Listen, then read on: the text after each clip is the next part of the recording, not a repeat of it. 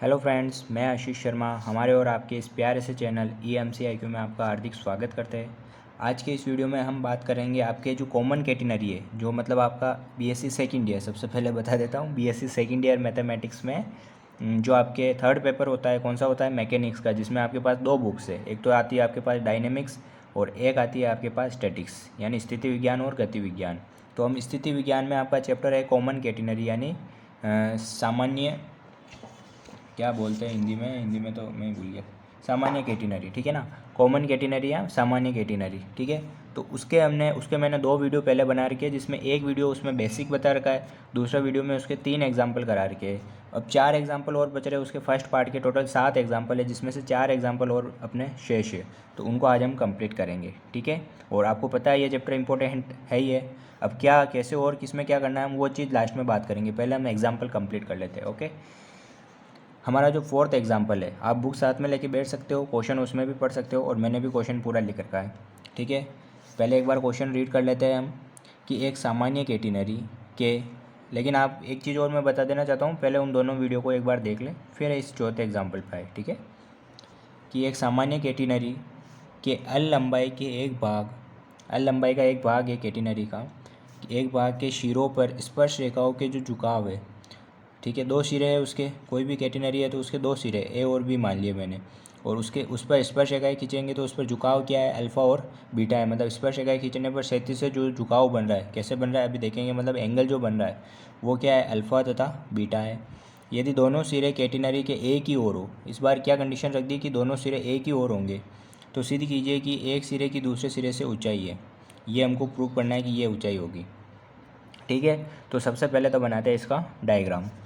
देखो डायग्राम, सबसे पहले तो क्या बोल रहा है, 2 सिरे है और दोनों एक ही ओर है, ऐसा ये बोल रहा है, ठीक है। तो कैटेगरी हम बनाते हैं, पहले तो हम बना लेते हैं एक XY प्लेन बना लेते हैं, ठीक है। ये हमारा XY प्लेन हो गया, ठीक है। अब देखो दोनों सिरे एक ही ओर है, तो मैंने क्या कर लिया, इस तरह से एक कैटेगरी बना ली। देखो ये इस तरह से, ठीक है।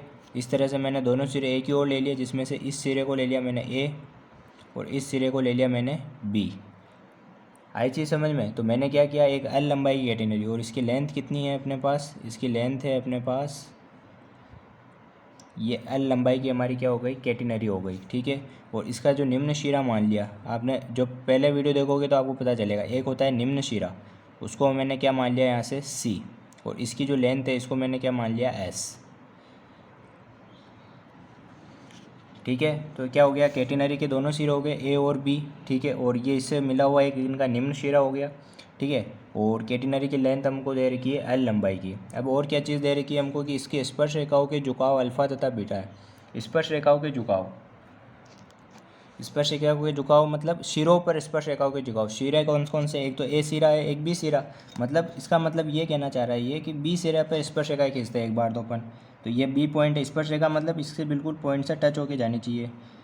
ये इसकी स्पर्श रेखा हो गई, ठीक है। और अच्छी खींच सकते हो आप, ठीक है। और एक स्पर्श रेखा अपने पास A पे हो जाएगी, तो ये अपना A पे स्पर्श रेखा हो गई, ठीक है ना। ये इस तरह से मैंने 2 स्पर्श रेखाएं खींच दी। और जो झुकाव है वो क्या है, अल्फ़ा और बीटा। तो इस वाले झुकाव को, मतलब ये स्पर्श रेखा खींचने पर क्षैतिज लाइन कौन सी, ये वाली, इसके साथ जो एंगल बनाती है ये हमारा क्या है, झुकाव। ऐसे ही बी बिंदु पर स्पर्श रेखा खींची तो उसका जो झुकाव है वो क्या है अपने पास, इसको मैंने मान लिया बीटा, ठीक है। अब देखो, अब और क्या फाइंड करना है हमको। अब देखो, अब फाइंड क्या करना है, ये तो हमारा हो गया डायग्राम। अब फाइंड क्या करना है, सबसे पहले वही देख लेते हैं कि कैटेगरी के एक ही ओर हो तो सिद्ध कीजिए कि एक सिरे की दूसरे सिरे से ऊंचाई। मतलब एक सिरा तो अपना A है, एक सिरा अपना क्या है, B है। इस सिरे की इस सिरे से ऊंचाई ज्ञात करनी है, ठीक है। तो ये A पॉइंट है, इसके कोऑर्डिनेट मैंने मान लिए x1 और y1, और B कोऑर्डिनेट B के क्या मान लिए x2 और y2। इनका मानने का पर्पज़ क्या है वो मैं आपको बता देता हूँ कि ए के कोऑर्डिनेट मैंने माने x1 और y1। इसका मतलब क्या है कि इस ए की जो ऊंचाई है, इसकी जो हाइट है वो कितनी है, y1 ही होगी, क्योंकि ये वाली हाइट किस में देखते हैं हम, y एक्सिस में, ठीक है। तो कोऑर्डिनेट x1 और y1 मतलब क्या है कि x, ये वाली डिस्टेंस x1 और ये वाली डिस्टेंस y1, इतना तो आप समझते हो। और b जो पॉइंट है उसकी हाइट कितनी है, कोऑर्डिनेट के हिसाब से देखें तो इसकी हाइट क्या है अपने पास, y2। मतलब एक ही हाइट तो है क्षैतिज रेखा से, कितनी है, y1, और बी बिंदु की कितनी है अपने पास y2, लेकिन हमको निकालने क्या है दोनों बिंदुओं के बीच की दूरी, ऊंचाई, ठीक है ना, या आप बोल सकते हो दोनों के बीच की ऊंचाई। तो ए और बी के बीच की ऊंचाई निकालनी, मतलब यहाँ से यहाँ तक की डिस्टेंस निकालनी है मुझे, ये वाली डिस्टेंस निकालनी। तो टोटल है ये y1 और उसमें से हमको ये वाली चाहिए, तो माइनस क्या करेंगे हम, y1 में से क्या माइनस करेंगे, y2। आगे चीज़ समझ में, हमको कौन सी डिस्टेंस चाहिए, ये वाली, मतलब इस ए बिंदु से बी बिंदु की ऊंचाई चाहिए हमको। तो ये टोटल ऊंचाई कितनी है, y1 है, और ये वाली कितनी, y2। तो y1 में से इसको माइनस कर देंगे तो बचेगी कौन सी, हमने ये, मतलब हमको क्या निकालना है, y1 माइनस y2। ये समझ में आ गया। तो अब कुछ नहीं है, अब देखो अब तो सिंपल है बिल्कुल, कि वी नो दैट, हम क्या जानते हैं, ये दो फॉर्मूले सबसे ज़्यादा यूज़ आएंगे सारे क्वेश्चंस में। एक फार्मूला तो ये y बराबर सी सेक साई, एक तो ये फॉर्मूला ही आएगा, ठीक है ना। अब देखो इसको कैसे यूज़ लेना है, y इक्वल टू सी सेक साई। एक बार तो मैं बिंदु ए के लिए देखूंगा, तो बिंदु ए के लिए y क्या है अपने पास, y1 है, क्योंकि यहाँ पे जो हाइट है वो क्या है अपने पास, y1, कोऑर्डिनेट क्या है यहाँ पे y1। केवल मैं बिंदु ए के लिए देख रहा हूँ ना, यहाँ पे लिख सकते हो आप ए के लिए, ठीक है। ये आप साथ साथ में लिखते जाना, ठीक है ना। इसकी मैंने स्पेशल कोई इसकी पीडीएफ नहीं बनाई है, और ये स्पेशल इसके नोट्स नहीं बने हुए हैं, तो आप साथ साथ में आपको लिखना पड़ेगा, ठीक है। या बाद में एक बार समझ लो फिर बाद में आप लिख लेना, और या ऐसा करूँगा मैं, ये जो अभी लिख रहा हूँ इसी की पीडीएफ बना के आपको सेंड कर दूँगा, ओके।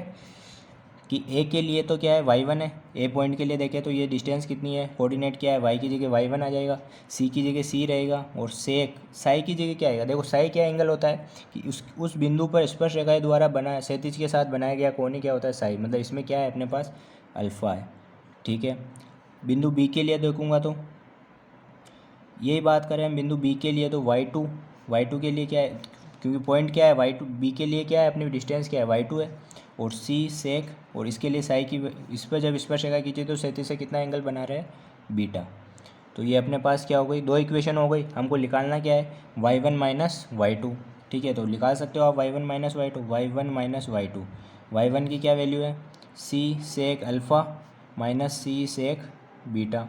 कॉमन क्या आ रहा है इसमें, सी, क्या आ जाएगा, सेक अल्फ़ा माइनस सेक बीटा, ठीक है ना। ये तो आ गई y1 माइनस y2 की वैल्यू। आप बोल रहे हो आंसर आ गया, आंसर नहीं आया, क्यों नहीं आया, क्योंकि अभी यहाँ पे सी भी है, हमको सी की वैल्यू निकालनी पड़ेगी, ठीक है ना, लास्ट में, क्योंकि हमें आंसर में सी कहीं नहीं आ रहा है। आप देख लो जहाँ प्रूफ करना है वहाँ पे सी कहीं नहीं आ रहा है, तो आंसर तो इससे आएंगे, लेकिन इससे पहले हमको सी की वैल्यू भी निकालनी पड़ेगी।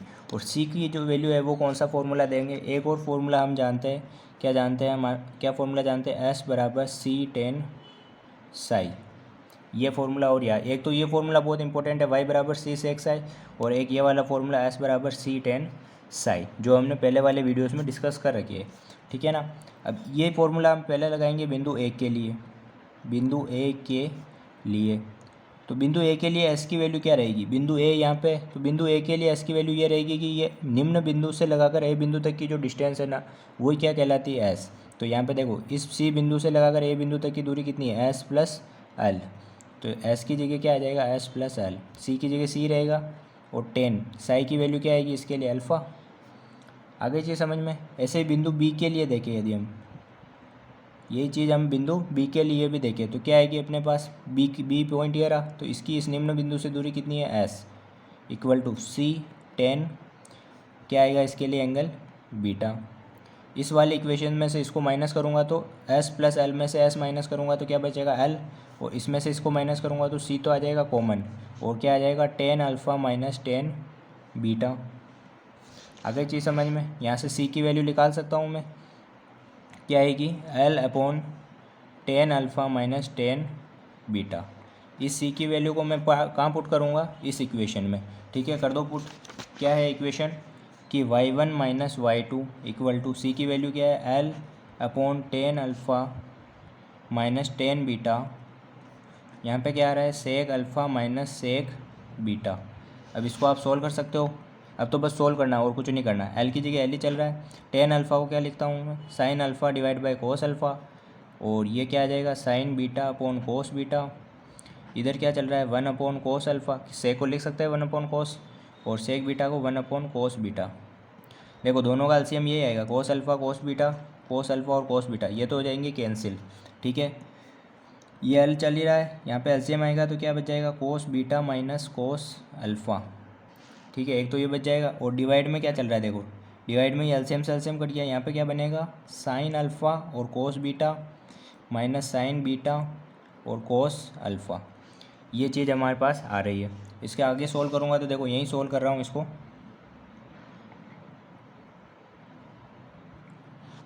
ठीक है ना, यहाँ पे अपना सोल्व हो जाएगा, अपना काम यहाँ पे बन जाएगा।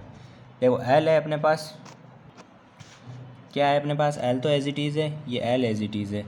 Cos beta minus cos alpha का क्या फॉर्मूला होता है, cos beta minus cos alpha का फॉर्मूला क्या होगा कि 2 sine alpha plus beta divide by 2 और sign alpha minus beta divide by 2। जब दो बार कोस ही आ रहा हो और उनका मतलब फॉर्मूला होता है तो दोनों साइन में होता है, ये ध्यान रखना, ठीक है।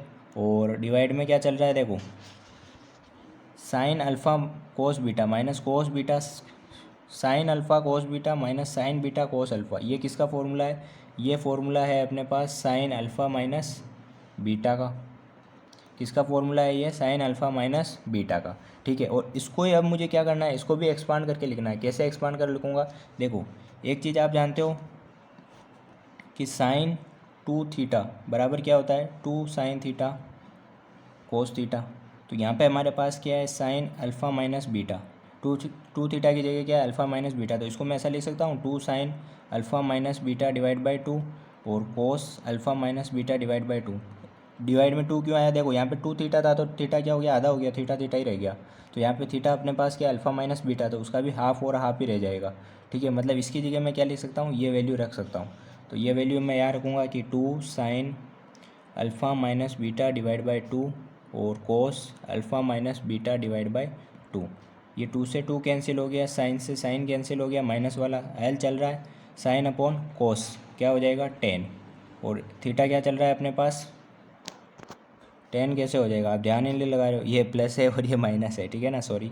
ये क्या आ गया alpha plus beta divide by 2 और डिवाइड में क्या चल रहा है cos alpha minus beta divide by 2, और ये हमको क्या करना था, प्रूव करना था। एक चीज़ इसमें हमने देखी कि हमने बहुत जगह बचाने की कोशिश की, लेकिन आपको समझ में तो आ गया ना, एक बार थम्स अप करके कमेंट में ज़रूर बता देना, ठीक है ना, ऐसा तो नहीं जगह की कमी लग रही, ठीक है। आप स्टेप वाइज करके देखना, आपको समझ में आ जाएगा, और आप साथ में नोट्स बनाते भी जाना, ठीक है। ये हमारा क्वेश्चन हुआ एग्जाम्पल 4। एग्जाम्पल नंबर 5 क्या है हमारा कि एक भारी एक समान जंजीर ए बी गुरुत्वाकर्षण के अधीन लटकी हुई है, ठीक है, जिसका एक सिरा क्या है, मतलब जंजीर तो कौन हो गई अपनी ए बी, जिसका एक सिरा क्या है ए पर स्थिर है तथा दूसरा सिरा बी पर एक हल्की डोरी बी सी द्वारा बंधा हुआ है, ठीक है। ये कैसे सिचुएशन है मैं आपको बता देता हूँ, ठीक है। कि पहले तो मैं एक प्लेन बना देता हूँ, प्लेन मतलब समतल है ना, वो वाले प्लेन पे मत चले जाना, कि ये वाई हो गया, ये मेरा एक्स एक्सिस हो गया, दिख रहा है ये, ठीक है। अब ये क्या कहना चाह रहा है, ये ऐसे कहना चाह रहा है कि जैसे मैंने एक बनाई है,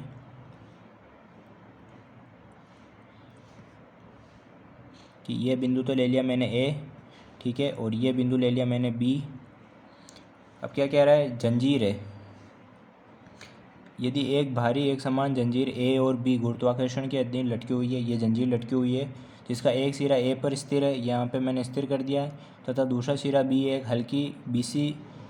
हल्की डोरी द्वारा बंधा हुआ है, बी सी द्वारा बंधा हुआ है, और सी है जो बिंदु ए के समान स्तर पर स्थित है। देखो कैसे, ए के समान स्तर पर मतलब ये इस तरह से,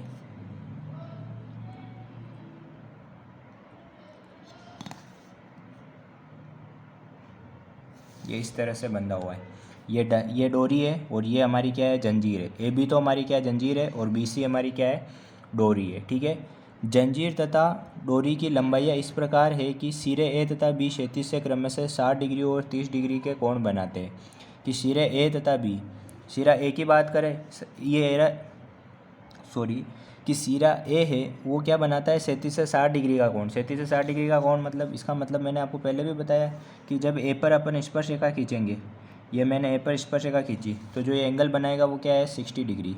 तो ये दोनों ए और सी दोनों समांतर है, तो जब ये सी पर भी हम जब स्पर्श रेखा खींचेंगे, ये सी पर मैंने स्पर्श रेखा खींची तो ये एंगल भी कितना बनेगा हमारा 60 डिग्री। ये एक चीज़ समझ में आई। और बी पर कितना बन रहा है 30 डिग्री, तो बी पर ये कितना बन रहा है मेरे पास, बी पर बन रहा है मेरे पास 30 डिग्री। आगे चीज़ समझ में आपको, अब क्या सिद्ध करना है अपन को, सिद्ध कीजिए कि डोरी तथा जंजीर की लंबाइयों का अनुपात √3 - 1 और अनुपात 1 है।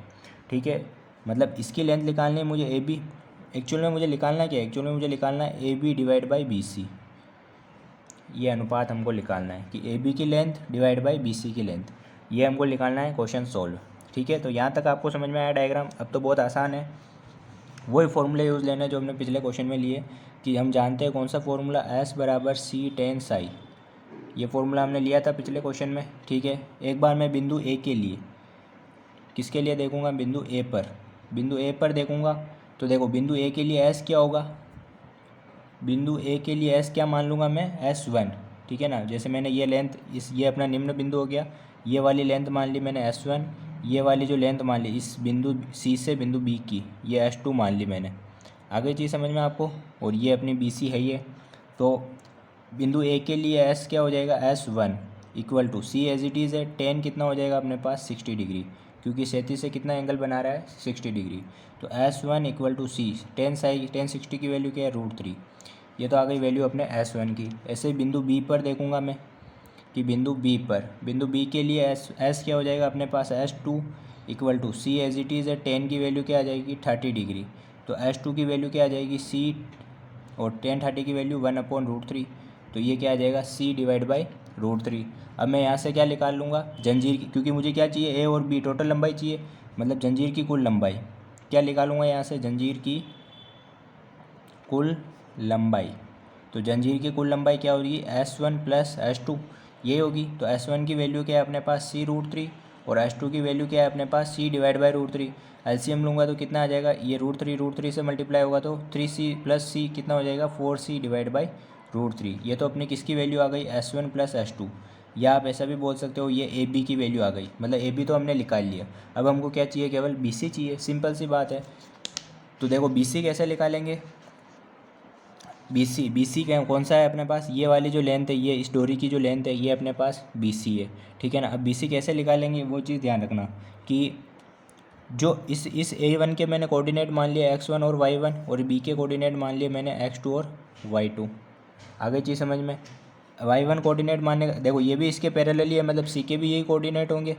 आई चीज़ समझ में, मतलब इसकी भी ये हाइट पे जाना है अपन को, और चीज़ से कुछ मतलब नहीं है कि इसके जो हाइट है ये माइनस ले लो बोले, कोई दिक्कत नहीं है ना, कि ये हाइट तो y1 ही है। तो ये हाइट मैंने कितनी हो गई टोटल y1, और बी की हाइट कितनी हो गई अपने पास y2। तो मतलब ये वाली जो हाइट रहेगी सी और बी की हाइट जो रहेगी वो कितनी रहेगी y1 माइनस y2।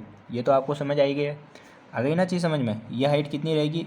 लेकिन हमको हाइट निकालनी नहीं है, आप ये चीज़ गलती मत करना, हमको ये लेंथ निकालनी है, बी और सी की जो लेंथ है ना ये निकालनी है, लेकिन उसके लिए पहले हमको हाइट निकालनी पड़ेगी, और हाइट क्या आ रही है y1 माइनस y2।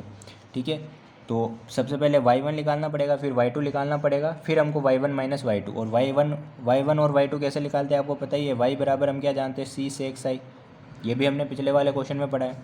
तो y1 के लिए देखूंगा, यानी बिंदु सी के लिए देखूंगा तो क्या आएगा y1। ठीक है, सी एज इट इज़ है, और सेक साई यानी सेक क्या आ जाएगा 60 डिग्री। ठीक है, तो ये वैल्यू कितनी आ जाएगी अपने पास, सेक 60 की वैल्यू होती है 2, यानी 2C। ऐसे ही बिंदु बी के लिए देखूंगा तो क्या आ जाएगा y2 equal to C sec 30 degree, और सेक 30 डिग्री की वैल्यू क्या होती है 2 डिवाइड बाई √3, यानी क्या आ जाएगा 2C डिवाइड बाई √3। यहाँ से मुझे क्या निकालना है y1 माइनस y2, यानी 2C minus 2C divide by √3। यहाँ से मैं कॉमन ले लूँगा, क्या कॉमन ले लूँगा 2C डिवाइड बाई √3 कॉमन ले लूँगा, तो बचेगा क्या अंदर, यहाँ पे √3 नहीं है तो √3 आ जाएगा, और यहाँ पे क्या बच जाएगा 1। तो ये वैल्यू किसकी है मेरे पास y1 माइनस y2 की, लेकिन मुझे y1 माइनस y2 नहीं निकालना है, मुझे क्या निकालना है b और c की लेंथ निकालनी है। ठीक है ना, तो यहाँ पे देखो मैं यहाँ पे मैं लाइन खींच रहा हूँ, देखो एक तो ये से बिल्कुल सीधी लाइन खींच रहा हूँ, एंगल बनाने की कोशिश कर रहा हूँ यहाँ पे एक, है ना, एक ये वाला एंगल बना रहा हूँ, और इसी के पैरेलल इस वाली BC के पैरेलल इधर एक मैं लाइन खींच रहा हूँ, ये वाली, ध्यान से देखना, और इस लाइन को मैंने आगे बढ़ा दिया। ये ट्राइंगल दिख गए तो आपको, ठीक है ना, ये वाली लाइन इस वाली BC के पैरेलल बिल्कुल मैंने एक और लाइन खींच दी बिल्कुल सेम लेंथ की यहाँ पे। ठीक है, इसको मैंने नाम दे दिया, जैसे कि आप इसका नाम ले लो कुछ भी, जैसे E पॉइंट नाम दे दिया, या आप बोल इस समझ लो कि इस B को मैं इधर लेके आ गया, ऐसा समझ लो, तो मैंने इसको क्या नाम दे दिया B नाम दे दिया। ठीक है, और ये पॉइंट क्या हो जाएगा अपने पास कि इसको मैंने नाम दे दिया E। बीच वाले पॉइंट को। कुल मिला के इस वाले एंगल को मैं इधर लेके आ गया, ठीक है। मतलब मुझे अब किसकी लेंथ निकालनी, इस वाले लाइन की लेंथ निकालनी, इसकी निकाल लूँगा मतलब वही क्या होगी, इस वाली डोरी की लंबाई होगी अपने पास, BC की लंबाई, ठीक है ना। तो ये y1 और माइनस y2 कौन सी वैल्यू है, ये अपने पास CE वाली वैल्यू, कौन सी वैल्यू है, CE। आई चीज़ समझ में। और अब देखो हमको क्या करना है कि देखिए मैंने क्या किया कि मैंने ये वाला E पॉइंट हटा के जो अपने ये हाइट निकाली थी वो यही तो है हाइट, C से लगाकर B तक, ठीक है ना। और इस पॉइंट को मैंने E नाम दे दिया। आई चीज़ समझ में आपको। और इसको आप नहीं बनाओगे तो भी चलेगा। मतलब ये वाली डिस्टेंस हाइट कितनी हो गई अपने पास, y1 माइनस y2, और मुझे क्या चाहिए, B और C, ठीक है। अब यहाँ पे थोड़ा मतलब कि ये अपने यूज़ हो रहे हैं सारे ट्रायंगल के थ्योरम्स यूज़ होके ये जो एंगल आएगा ये हमारा कितना आ रहा है, 60 डिग्री। तो इसमें थोड़ा मेरे कॉन्फ्लिक्ट चल रहा है, देखो मैं झूठ नहीं बोलता हूँ, थोड़ा सा कॉन्फ्लिक्ट चल रहा हूँ, तो मैं आपको उलझाऊंगा नहीं फालतू। ये आपको अभी ध्यान रखना है कि ये 60 डिग्री है। यदि मुझे कोई क्लू मिलता है तो मैं नोट्स की PDF में सही कर दूंगा, लेकिन अभी आपको केवल ध्यान ही रखना है कि ये कितना एंगल बनेगा, यहाँ पे 60 डिग्री का बनेगा, ठीक है। तो मतलब हमारे पास जो y1 माइनस y2 आई वो कौन सी वैल्यू आई, B से लगाकर E तक की डिस्टेंस आई। मतलब ये y1 माइनस y2 क्या है अपने पास, BE। आई चीज़ समझ में। लेकिन मुझे निकालना क्या है, मुझे निकालना है B और C। तो ये तो हमने पढ़ा है, B और केवल ये एंगल, मुझे एंगल दिया हुआ है, मुझे ये डिस्टेंस निकालनी है और एक डिस्टेंस मुझे पता है। तो हम यहाँ पे फॉर्मूला कौन सा यूज़ लगाएंगे, वही cos थीटा sin थीटा के। तो यहाँ पे देखो कौन सा फॉर्मूला यूज़ होगा, यहाँ पे होगा cos 60 डिग्री का। cos 60 डिग्री मतलब क्या होता है, cos 60 का फॉर्मूला क्या होता है, आधार बटा कर्ण। तो देखो इसके हिसाब से देखें तो आधार जस्ट थीटा के सामने वाला तो लंब, तो आधार कौन सा हुआ अपने पास, BE। और क्या हुआ अपने पास, कर्ण कौन सा हुआ, कर्ण हुआ अपने पास BC। आई चीज़ समझ में। तो यहाँ से मुझे किसकी वैल्यू निकालनी है, देखो यहाँ से मुझे वैल्यू, तो मेरे पास तो BE की वैल्यू है, और मुझे निकालनी किसकी है यहाँ पे वैल्यू, यहाँ पे वैल्यू मुझे निकालनी है BC की, ठीक है ना। तो यहाँ से BC की वैल्यू निकालूंगा तो क्या आएगा, BE divide by cos 60 degree, और यहाँ से BC की वैल्यू क्या आ जाएगी, BE sec 60 डिग्री। ये मेरे पास क्या आ गई, BC की वैल्यू, ठीक है ना। तो यहाँ से BC की वैल्यू निकाल लेता हूँ मैं। BC इक्वल टू क्या है अपने पास, BE। तो BE की वैल्यू क्या आई थी अपने पास, 2C डिवाइड बाई √3 और √3 माइनस 1। और क्या चल रहा है, सेक 60 डिग्री, सेक 60 डिग्री। तो देखो ये कितना हो जाएगा, 2C डिवाइड बाई √3 माइनस 1, और सेक 60 की वैल्यू क्या होगी, यानी 1/cos 60, और 1/cos 60 की वैल्यू क्या होगी अपने पास, cos 60 की क्या होती है अपने पास, 1/2, ठीक है ना। तो वो 2 ऊपर चला जाएगा, तो ये 2 इसको चलो मैं अलग लिख देता हूँ, 2C डिवाइड बाई √3 और √3 माइनस 1 और मल्टीप्लाई में 2। तो ये वैल्यू कितनी आ जाएगी मेरे पास, 4C डिवाइड बाई √3 और √3 माइनस 1। और ये किसकी वैल्यू है, ये मेरे पास ये वैल्यू आ गई BC की। मतलब मुझे दोनों चीज़ मिल गई है, मुझे AB भी मिल गया है और मुझे BC भी मिल गया है। AB की वैल्यू क्या आई थी मेरे पास, AB मतलब जंजीर की जो लंबाई आई थी S1 प्लस S2 हमने निकाली थी। ये रही AB की लंबाई कितनी आई थी, 4C डिवाइड बाई √3, ये 4C डिवाइड बाई √3। उसके डिवाइड में क्या करना है हमको, BC। उसके डिवाइड में BC की वैल्यू क्या है, 4C डिवाइड बाई √3 और √3 माइनस 1। जो ऊपर है उनको नीचे लिख दो, ऊपर क्या क्या है, 4C और √3 माइनस 1। तो ये तो क्या आ जाएंगे, 4C और √3 माइनस 1, और जो नीचे है √3 उसको ऊपर लिख देंगे। ये √3 से √3 कैंसिल, 4C से 4C कैंसिल। तो हमारे पास क्या आया कि डोरी तथी जंजीर की, ये 1 क्या है मेरे पास, √3 माइनस 1। लेकिन एक बार क्वेश्चन वापस पढ़ लो आप, डोरी तथा जंजीर की लंबाई पूछी है, यानी BC/AB पूछा है। तो कोई नहीं, उल्टा कर दो, उसमें क्या दिक्कत है कि ये क्या हो जाएगा, √3 माइनस 1 डिवाइड बाई 1। यही हमारा क्या है, आंसर है। आ गई चीज़ समझ में। देखो मैं झूठ नहीं बोलना चाहता हूँ, यहाँ पे थोड़ा कॉन्फ्लिक्ट है तो मैं उसको सही करने की पूरी कोशिश कर रहा हूँ, ठीक है। लेकिन अभी आपको याद रखना है। ओके, चलते हैं नेक्स्ट क्वेश्चन की ओर। ये हमारा एग्जाम्पल नंबर 6 है, क्या है, L लंबाई की एक समान अवितानीय डोरी के सिरों पर लगी कड़ियाँ स्थिर रूप से क्षैतिज दंड पर फिसलती है। देखो कैसे है ये, कि ये अपना क्या है, प्लेन है, ये मैंने बनाई कैटिनरी, ठीक है ना। और ये मैंने बनाया इसके पॉइंट, ये A पॉइंट ले लिया मैंने, और ये मैंने ले लिया B पॉइंट, ठीक है। ये मैंने इसका 0 पॉइंट ले लिया, और ये इसका निम्नतम बिंदु क्या हो गया, C हो गया कैटिनरी का।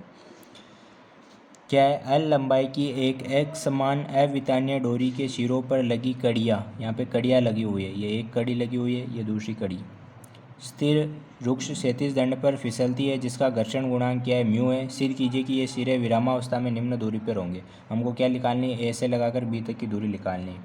ठीक है, दोनों अवितानीय है और दोनों बिल्कुल एक समान स्थित है। एक समान स्थित मतलब ये दूरी एक्स है तो यह दूरी भी कितनी होगी, एक्स ही होगी। ये चीज़ है, मतलब हमको क्या निकालनी है, ए बी की वैल्यू निकालनी है। और ए बी की वैल्यू क्या हो जाएगी, एक्स प्लस एक्स कितनी हो जाएगी, 2x। तो हमें क्या निकालना है, ए बी बराबर 2x निकालना है। आगे चीज़ समझ में आपको, लेकिन उससे पहले हमको क्या निकालना पड़ेगा, देखो उससे पहले यहाँ पे ये फिसलने विसलने की बातें कर रहे हैं, घर्षण वर्षण की बातें कर रहे हैं, तो यहाँ पे देखो कुछ स्पेशल चीज़ें होगी। एक तो ये कितने लंबाई की है, एल लंबाई की है, तो ये हो जाएगी l/2 और ये हो जाएगी l/2। ये चीज़ आई समझ में। इस पॉइंट को मैंने मान लिया डी।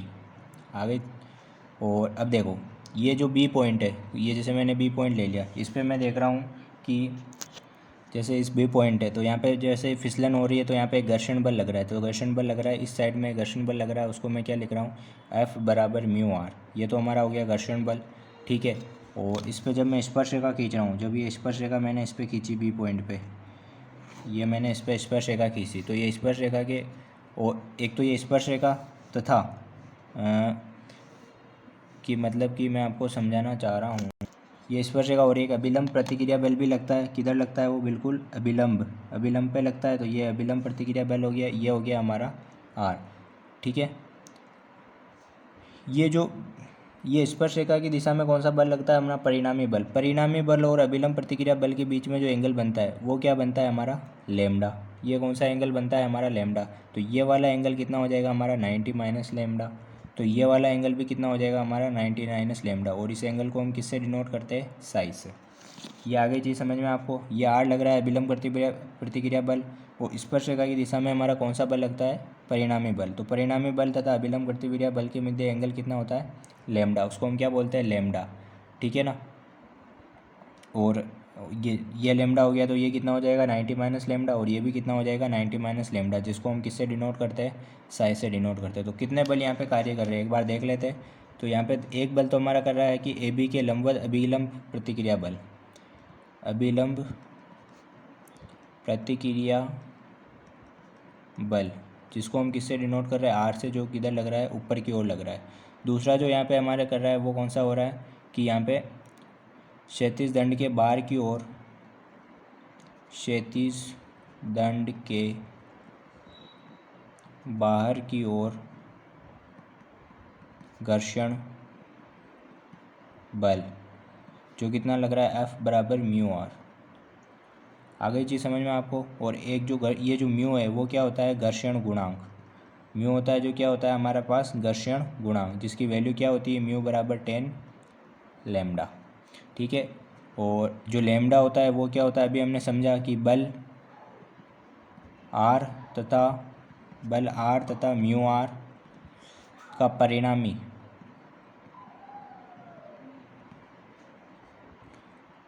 तो ये दोनों का परिणामी स्पर्श रेखा की दिशा में होता है।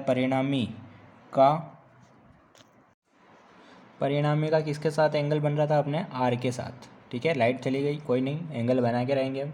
ये जो एंगल बन रहा है ये आर के साथ बन रहा है, तो आर के साथ कोण लेमडा क्या है कि परिणामी का, ये परिणामी है, परिणामी का आर के साथ क्या है, कोण है। ठीक है, और यहाँ पे जो साई की वैल्यू कितनी है, यहाँ पे एक चीज़ और है, साई की वैल्यू कितनी है, 90 माइनस लेमडा। ठीक है, अब हम देखो आंसर कैसे हमको निकालना क्या है, हमने पहले देखा A B equal to 2x, ये हमको निकालना है। ठीक है, उसके लिए पहले हमको क्या निकालना पड़ेगा, एक फॉर्मूला हम जानते हैं, क्या जानते हैं, S बराबर C टेन साई, जो हर क्वेश्चन में लगभग यूज़ हो रहा है। ठीक है, यदि हम देखें कोई भी पॉइंट ले लो, जैसे हम इसी पॉइंट को ले रहे हैं बी पॉइंट को, तो बी पॉइंट के लिए एस की वैल्यू क्या हो जाएगी, निम्न बिंदु से दूरी कितनी है, l/2। तो ये कितनी हो जाएगी, l/2 इक्वल टू C 10, और साई की वैल्यू क्या हो जाएगी, 90 माइनस लेमडा। ठीक है, तो l/2 एज इट इज़ है, C मेरा एज इट इज़ है, 10 90 माइनस थीटा क्या होता है, कोट लेमडा हो जाएगा। तो यहाँ से क्या हो जाएगा अपने पास, लेकिन हमने एक चीज़ और पढ़ी थी, म्यू की वैल्यू क्या होती है अपने पास, 10 लेमडा, ये हमने पढ़ा है। तो यहाँ से कोट लेमडा की वैल्यू क्या हो जाएगी, 1/म्यू। डिवाइड में भेज दो, उसका जस्ट प्रतिलोम ले लो, वही हमारा क्या होगा, कोट हो जाएगा। तो हमको यहाँ से कोट लेमडा की वैल्यू मिल गई, क्या मिल गई, 1/μ। तो L/2 इक्वल टू सी, और ये क्या हो गया, 1/μ।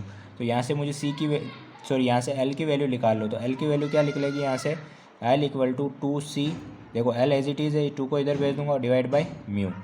तो ये किसकी वैल्यू आ गई मेरे पास, L की वैल्यू। मुझे किसकी वैल्यू चाहिए, ए बी की वैल्यू क्या है, 2x। ठीक है, एक फॉर्मूला आप x का हमने स्टार्टिंग में पढ़ा था, क्या होता है, 2c log sec Sai plus 10 Sai. ये थोड़ा ध्यान रखना पड़ेगा कि x का यहाँ पे कौन सा, अगले वाले क्वेश्चन में भी x का यूज़ लेंगे, लेकिन वहाँ फॉर्मूला डिफरेंट रहेगा, बस ये चीज़ें ध्यान रखनी है। 2c log, ठीक है, देखो आंसर में c आ रहा है क्या अपने पास, नहीं आ रहा है ना c, मतलब हमको c को भी क्या करना पड़ेगा, गायब करना पड़ेगा। देखते देखे कैसे गायब होता है। ठीक है, तो ये 2c log sec साई को मैं क्या लिख सकता हूँ, देखो sec साई को मैं लिख सकता हूँ, sec साई की वैल्यू क्या है, 90 माइनस लेमडा, प्लस 10 की वैल्यू क्या हो जाएगी, 10 90 माइनस लेमडा। ठीक है, तो ये कितना हो जाएगा, 2c log sec 90 minus lambda क्या हो जाएगा, कोसेक लेमडा, और ये कितना हो जाएगा, कोट लेमडा।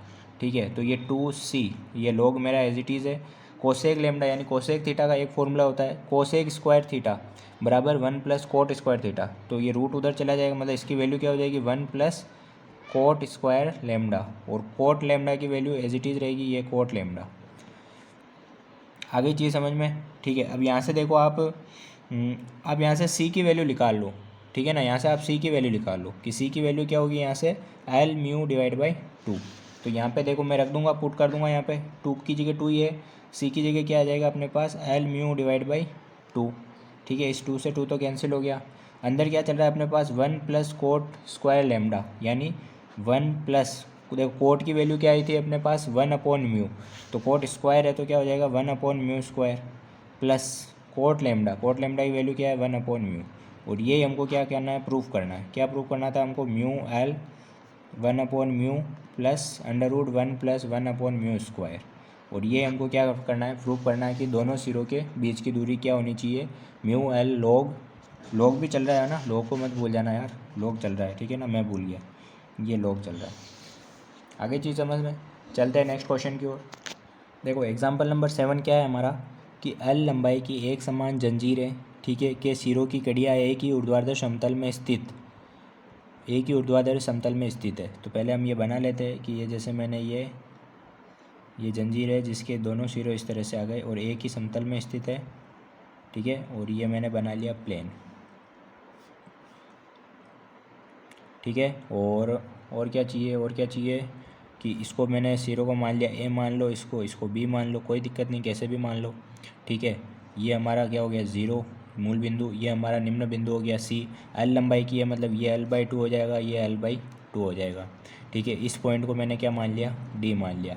अब ये क्या कह रहा है, वापस पढ़ते हैं कि L लंबाई की एक समान जंजीर के सिरों की कड़ियाँ है, सिरों पर क्या बनी हुई है, कड़ियाँ। तो ये कड़ियाँ इस तरह से, ठीक है, और यहाँ पे क्या लगी हुई है, ऊर्ध्वाधर समतल में स्थित उन दो चिकनी छड़ों पर फिसल सकती है। यहाँ पे छड़ें भी रखी हुई है। छड़ें किस प्रकार रखी हुई है मैं आपको बताता हूँ। छड़ें इस प्रकार रखी हुई तो एक दूसरे पर फिसल सकती है, जो ऊर्ध्वाधर रेखा से समान कोण फाई पर विपरीत दिशाओं में झुकी है। वो छड़ें इस प्रकार झुकी है, कैसे झुकी मैं आपको बताता हूँ कि एक तो इस तरह से झुकी हुई है, ठीक है, और दोनों समान एंगल से झुकी हुई है, और एक इस तरह से झुकी हुई है। ठीक है, और जो ये एंगल बन रहा है ये वाला, ये फाई बन रहा है, और ये भी कितना बन रहा है, फाई बन रहा है। आगे चीज़ समझ में, ये फाई बन रहा है तो ये कितना हो जाएगा अपने पास, 90 माइनस 5। ठीक है, ये 90 माइनस 5 है। ठीक है, ये कितना है, 90 माइनस 5। और मैं एक ए पर क्या खींच रहा हूँ, एक स्पर्श रेखा भी खींच रहा हूँ, ये ए वाले पॉइंट पर। तो ये मैंने ए पर एक स्पर्श रेखा खींच दी। ठीक है, तो देखो इस ए बिंदु पर मैंने क्या खींची, स्पर्श रेखा खींची, और स्पर्श रेखा जिस बिंदु पर खींचते हैं वहाँ पे एंगल कितना बनता है, 90 डिग्री। तो ये 90 माइनस 5 है, तो ये कितना हो जाएगा अपने पास, ये वाला एंगल 5। तो यहाँ से मैं एक चीज़ देख रहा हूँ कि ये वाला एंगल ये इसके साथ क्या बना रहा है, एकांतर कोण बना रहा है। तो ये एंगल भी कितना हो जाएगा अपने पास, 5, मतलब साई की वैल्यू अपने पास क्या आ गई है, 5 आ गई है। ठीक है, अब चलते हैं हम नेक्स्ट, इसमें क्या करना है हमको कि हमको निकालना है क्या, फाइंड क्या करना है, मध्य में जोल फाइंड करना है, जो कितना देर का है हमको 1/2 L tan 5/2। ये हमको प्रूव करना है कि जो मध्य में जोल होता है ये होता है। जोल की डेफिनेशन शायद हमने पहले पढ़ी है वीडियो में, और मैं आपको बता देता हूँ क्या होती है जोल की डेफिनेशन। जोल मतलब क्या है कि ये अपना जो पॉइंट है, मतलब ये जो ये जो बीच की दूरी है ये वाली, मतलब ये जो कैटेनरी ये वाला जो इन दोनों की भी ये ए और बिंदु जिस एक रेखा पर है उस समांतर रेखा से इस निम्नतम बिंदु तक की जो ये दूरी है ये वाली जो हाइट है इसी को हम क्या बोलते हैं, जोल। ये वाली जो हाइट है इसको हम क्या बोलेंगे, जोल। ठीक है, तो इस ए बिंदु के मैंने कोऑर्डिनेट मान लिए एक्स और वाई। इस ए बिंदु के कोऑर्डिनेट मैंने क्या मान लिए, एक्स और वाई। और सी के ये वाली जो डिस्टेंस है ये कितनी है, ये है अपने पास सी। इसलिए तो इस पॉइंट को सी नाम दे रखा है कि ये जीरो से मूल बिंदु से ये वाली जो डिस्टेंस है ये कितनी है, सी है। आ गई चीज़ समझ में। और ये टोटल डिस्टेंस कितनी है अपने पास, टोटल डिस्टेंस कोऑर्डिनेट एक्स और वाई है, तो ये टोटल डिस्टेंस कितनी हो गई अपने पास, वाई। तो मुझे निकालनी कौन सी है, ये वाली डिस्टेंस। तो ये टोटल है वाई, उसमें से माइनस क्या कर दूंगा मैं, सी। तो वाई माइनस सी मुझे फाइंड करना है, क्योंकि मुझे क्या फाइंड करना है, जोल। ठीक है, तो उसके लिए सबसे पहले हमको क्या एक चीज़ हम जानते हैं, क्या जानते हैं, एस बराबर सी टेन साई। देखो हर क्वेश्चन में वही चीज़ आ रही है। अभी मैं ए वाला क्वेश्चन सोल्व कर रहा हूँ। ठीक है, एस बराबर सी टेन साई। जब मैं ए बिंदु के लिए देखता हूँ तो एस क्या होगा, इस निम्नतम बिंदु से दूरी कितनी होगी, L/2 equal to C as it is है मेरा 10, साई की वैल्यू क्या है 5। तो यहाँ से सी की वैल्यू क्या आ जाएगी मेरे पास, सी की वैल्यू आ जाएगी L/2। ये 10 नीचे जाएगा लेकिन ऊपर ले जाऊँगा तो क्या हो जाएगा, ये cot 5। तो ये तो मेरे पास किसकी वैल्यू आ गई है, सी की। मुझे निकालना क्या है, जोल। जोल क्या होता है, वाई माइनस सी। ठीक है, वाई देखो, वाई यहाँ पे कौन सा हम जानते हैं, हमने पहले वाले क्वेश्चन में पढ़ा भी है, वाई बराबर सी सेक साई। तो ये सी सेक साई माइनस सी की वैल्यू क्या चल रही है, L/2 cot 5। ठीक है, तो ये सी मेरा, सी की वैल्यू यहाँ पे भी मैं पुट कर सकता हूँ, या सी कॉमन ले लो। ठीक है ना, मतलब क्या कॉमन आ जाएगा अपने पास कि L/2 cot 5 क्या आ गया मेरे पास कॉमन, क्योंकि यही तो किसकी वैल्यू है, सी की वैल्यू है। और यहाँ पे क्या बचेगा, सेक 5, यानी ये सेक 5 माइनस यहाँ पे क्या बचेगा, 1। ठीक है, तो ये L/2 चल रहा है। और cot 5 को क्या लिख सकता हूँ मैं, cos 5 डिवाइड बाई साइन 5। और अंदर देखो 1/cos 5 लिख सकता हूँ, और -1 चल रहा है। ठीक है, अब क्या करेंगे कि L/2 चल रहा है, cos 5 चल रहा है, डिवाइड में साइन 5 चल रहा है। यहाँ पे एलसीएम ले लूँगा तो 1 - cos 5 डिवाइड बाई cos 5। इस cos 5 से ये cos 5 कैंसिल है। ठीक है, तो ये L/2 चल रहा है। देखो 1 - cos 5 को मैं क्या लिख सकता हूँ, 2 sin स्क्वायर 5/2। ये बिल्कुल नॉर्मल फॉर्मूला है ट्रिग्नोमेट्री के, आप जानते हैं। और नीचे क्या चल रहा है, साइन 5, तो इसको भी मैं क्या लिख सकता हूँ, 2 sin 5/2 cos 5/2, sin 2 थीटा वाला फॉर्मूला यूज़ लेके। ठीक है, यहाँ से ये एक साइन कैंसिल हो गया और ये 2 से 2 कैंसिल हो गया। तो क्या बचा अपने पास, L/2।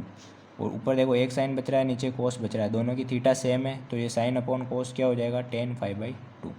तो ये तो अपने पास क्या आ गया, जोल, यानी वाई माइनस सी हमने यहाँ से निकाल लिया। अब चलते हैं इसके बी क्वेश्चन की ओर। इसका बी क्वेश्चन क्या है, कड़ियों के मध्य दूरी, ये हमको फाइंड करनी है। कड़ियाँ कौन सी है, ए और बी, मतलब हमको ये और ये दोनों एक समान है, मतलब ये वाली दूरी एक्स है तो ये भी कितनी होगी, एक्स। मतलब हमको क्या निकालना है, ए बी। और ए बी बराबर हमको क्या निकालना है, एक्स प्लस एक्स 2x। तो मैंने पिछले वाले क्वेश्चन में भी बोला था कि यहाँ पे एक्स का जो फॉर्मूला लगेगा वो डिफरेंट लगेगा। क्या डिफरेंट लगेगा यहाँ पे, कि 2 की जगह तो 2 ही है, और एक्स का जो फॉर्मूला लगेगा कौन सा लगेगा, सी साइन हाइपरबोलिक इन्वर्स और S/C।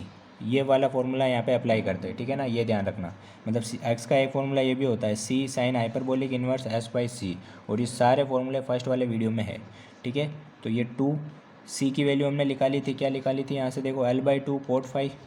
तो यहाँ पे क्या आ जाएगा, L/2 cot 5 sine hyperbolic inverse, S की वैल्यू क्या आ रही थी, एस की वैल्यू क्या आती है, देखो एस बराबर हमने निकाला था, क्या निकाला, क्या होता है, एस बराबर सी टेन साई, यानी सी टेन फाई। क्या लिखोगे आप, केवल सी का सी रखोगे और क्या लिखोगे आप, सी टेन फाई। तो यहाँ पे आ जाएगा सी टेन फाई, और डिवाइड में भी क्या चल रहा है, सी। तो इस सी से ये सी कैंसिल, तो क्या बचा, देखो इस 2 से ही 2 कैंसिल, तो क्या बचा, L cot 5 sine hyperbolic inverse tan 5। और ये हमको क्या करना था, प्रूव करना था। ठीक है, तो ये हमारा 7 नंबर एग्जाम्पल भी कंप्लीट हुआ। तो इस वाले चैप्टर में अभी तक हमने जो किया है वो क्या किया है, यहाँ पे मैं आपको कुछ समझाना चाहता हूँ कि हमने हमारे 7 एग्जाम्पल कंप्लीट हो गए। इसके आगे भी 4 एग्जाम्पल हो रहे, तो कोशिश करूँगा मैं 4 एग्जाम्पल के भी वीडियो बना दूँ, तो इससे हमारा कैटेनरी वाला टॉपिक कंप्लीट हो जाएगा। ठीक है, अब थोड़ा डिस्कस करें इसके पैटर्न के बारे में। ठीक है, यदि इसके पैटर्न के बारे में हम थोड़ा डिस्कस करें थर्ड पेपर के, यानी कौन सा पेपर होता है ये हमारा, मैकेनिक्स। ठीक है ना, यांत्रिकी। तो इसमें हमारे पास एक तो आता है गति विज्ञान वाली बुक, और एक आती है हमारे स्थिति विज्ञान वाली बुक। ठीक है, 2 बुक्स आती है इसमें। अब देखो इसमें हमको बड़ा क्वेश्चन कैसे कंप्लीट करना है। छोटे क्वेश्चन के लिए मैंने पीडीएफ अपलोड कर रखी है, पीडीएफ पढ़ लो, आपके सारे छोटे क्वेश्चन कंप्लीट है। ठीक है, 3 नंबर में भी यदि आप जो ये चैप्टर अभी हम बात करेंगे, ठीक है ना, उनमें उनको अच्छे से कंप्लीट कर लेते हो तो 3 नंबर वाले या बी पार्ट में भी आपको कोई दिक्कत नहीं आएगी। ठीक है ना, सब अच्छे से हो जाएगा, इसमें कोई ज़्यादा। और इसमें पीडीएफ मैंने दे रखी है छोटे क्वेश्चन में, उसमें से बाहर नहीं जाएगा, आप भी देख लेना पुराने पेपर, कोई दिक्कत नहीं है। गति विज्ञान और स्थिति विज्ञान की यदि मैं बात करूँ तो गति विज्ञान में जो स्थिति विज्ञान वाली है वो, उसमें जो चैप्टर है वो सारे यूनिट फर्स्ट में काउंट होते हैं। ये सारे चैप्टर किस में काउंट होते हैं? यूनिट फर्स्ट में। और इसके जो चैप्टर है वो यूनिट सेकंड और थर्ड में काउंट होते हैं। आई चीज़ समझ में? तो मैंने जो वीडियो बना रखे वो किस किस के बना रखे देखो। गति विज्ञान में मैंने चैप्टर नंबर फर्स्ट और चैप्टर नंबर 2, यानी एक तो इसमें ये वाला है वेग और त्वरण वाला, और ये सरल रेखीय गति वाला, इनके मैंने लगभग सारे क्वेश्चंस करा रखे। और स्थिति विज्ञान में मैंने बना रखा है केवल कॉमन कैटेनरी का। ठीक है, उसके भी मैंने 3 एग्जाम्पल करा रखे, और ये 4 ये हो गए, मतलब ये 7 एग्जाम्पल मैंने इसके करा रखे। ठीक है, इसके अलावा मैंने कोई वीडियो इसका नहीं बना रखा है। तो आप एक चीज़ करना कि ये दोनों चैप्टर है, इनको अच्छे से कंप्लीट कर लेना। गति विज्ञान का फर्स्ट चैप्टर और सेकंड चैप्टर, यानी एक तो वेग और त्वरण और ये सरल रेखीय गति, इनको अच्छे से कंप्लीट कर लेना। ठीक है, आपका एक बड़ा क्वेश्चन यहाँ से कवर हो जाएगा। आ गई चीज़ समझ में? यदि आपको, ठीक है ना, बाकी लेकिन इसके अथवा वाले क्वेश्चन आप नहीं कर सकते। क्यों नहीं कर सकते? क्योंकि वो जो क्वेश्चन आते हैं वो किससे आते हैं? बाकी के अदर चैप्टर से, तीसरे और चौथे चैप्टर से आते हैं, तो वो आप नहीं कर पाओगे। और वो अभी बड़े भी हैं, उनको कराने का कोई मतलब नहीं दिख रहा है मुझे। बात करते हैं स्थिति विज्ञान में। इसमें कम मतलब ये जो सामान्य कैटेनरी है, इसको आप कंप्लीट कर लेते हो। मतलब कौन सा चैप्टर है सामान्य कैटेनरी वाला हमारा? कि सामान्य कैटेनरी मतलब तीसरा चैप्टर। इस तीसरे चैप्टर को आप कंप्लीट कर लेते हो अच्छे से। इसके साथ एक और चैप्टर आपको कंप्लीट करना पड़ेगा। वो कौन सा है अपने पास? कल्पित कार्य। कौन सा चैप्टर? कल्पित कार्य। और ये अपने पास सामान्य कैटेनरी। इन दोनों को कंप्लीट करोगे तब जाके आपका दूसरा बड़ा क्वेश्चन कंप्लीट होगा इसमें। और मतलब यही चीज़ है। तो आप पिछले पेपर उठा के देखोगे तो आप देखोगे कि सामान्य कैटेनरी के साथ में जो क्वेश्चन आ रहा है वो कौन सा आ रहा है? कल्पित कार्य का। और ये कौन सा क्वेश्चन आता है? यूनिट फर्स्ट का। और ये जो क्वेश्चन आते हैं ये किस में आते हैं? यूनिट सेकेंड में। ठीक है ना, तो आपको ये दोनों चैप्टर कंप्लीट करने पड़ेंगे, तब जाके आपका बड़ा क्वेश्चन कंप्लीट होगा। ये चीज़ आपको समझनी होगी। तो ये वाला आप कैटेनरी के सारे एग्जांपल कर लो। और मैं कोशिश करूँगा कि आपके जैसे एग्ज़ाम है ये 2 तारीख को है ये वाला, तो मैं कोशिश करूँगा कि 31 तारीख तक आपके ये वीडियो आपको कल्पित कार्य वाला आपको उपलब्ध करा दूँ। ठीक है ना, तब तक आप बाकी के जो वीडियोज़ है वो कंप्लीट अच्छे से कर लें। और बाकी कोई दिक्कत नहीं है। ठीक है, और भी कोई दिक्कत हो तो कमेंट करिए और अपने दोस्तों के साथ शेयर करिए। ठीक है, और कोई कुछ चीज़ समझ में नहीं आए तो आप टेलीग्राम चैनल, बहुत सारे जनों को टेलीग्राम चैनल पता नहीं है, जहाँ पे हमारी सारी पीडीएफ पड़ी हुई रहती है। EMC IQ नाम से टेलीग्राम चैनल है। ठीक है, और जो पुरानी पीडीएफ है, जैसे ये चैप्टर की वीडियो मैंने बहुत पुराने मतलब 6-7 महीने पहले बनाए, तो इनकी पीडीएफ आप जाएंगे फाइल्स वाले ऑप्शन में, तो वहाँ आपको ये उपलब्ध हो जाएगी सारी। ठीक है ना, बार बार उनको पिन करने का कोई मतलब नहीं है। आप फाइल्स वाले सेक्शन में जाओ, वहाँ से डाउनलोड करो और देख लो, कोई दिक्कत नहीं है। ठीक है, ओके, थैंक यू।